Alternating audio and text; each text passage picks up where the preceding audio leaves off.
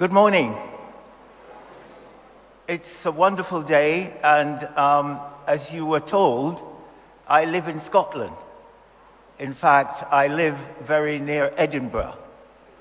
And I took the train down yesterday, and I stayed overnight in Brixton, and I walked up to your church this morning. And thank you very much again for the kind invitation. Now, I know Brixton relatively well because I used to travel from Highbury, where I lived, to where I worked in Redhill.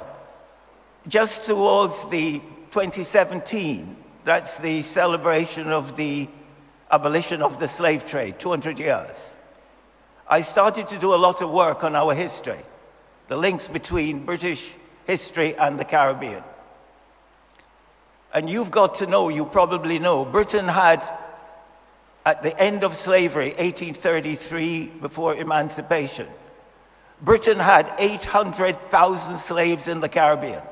800,000. Jamaica had 300,000 slaves. 300,000. Jamaica was more important to Britain than America. So if you know of a Rodney Street in Britain, Rodney Street reflects the importance of Jamaica, because Rodney was sent to Jamaica to defend it in 1782 while Britain was fighting for America. Britain defended Jamaica because they needed Jamaica. Jamaica was providing over 50% of the income from slavery. Jamaica was.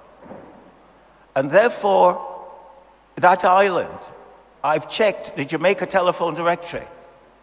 There are more Campbells, Scottish Campbell name in the Jamaica telephone directory than any Scottish city. So Jamaica has a very strong Scottish link. The Jamaica flag and the Scottish flag are the same design. It's just different colors. It was a Scotsman that designed the Jamaica flag. So again, that's a link between Scotland and Jamaica. So if you're Jamaican, go to Scotland, you own it. However, what I would like to also point out is that, and the reference has been made to it, the contributions we've made. And what I would like to end with is that our history is critical, because if we talk about Christianity first, when my mother came up to Edinburgh when I was receiving a Doctor of Science degree, she came up to Edinburgh, and when she went back to Haringey, I took her back, and she was talking to her neighbor, and her neighbor says, "Miss Ivy, what's your son doing in Scotland?" And my mother said to Miss Pennycook next door, she said, "Well, I'm still at school." And then Miss Pennycook says, "Well, what else is he doing?" And my mother says, "He's God's vehicle." And therefore, whatever I've done, it's God's doing. It has nothing to do with me.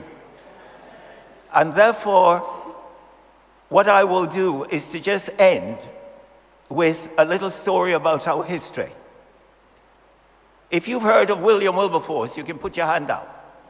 William Wilberforce, you've heard the name. But have you heard the name Henry Dundas?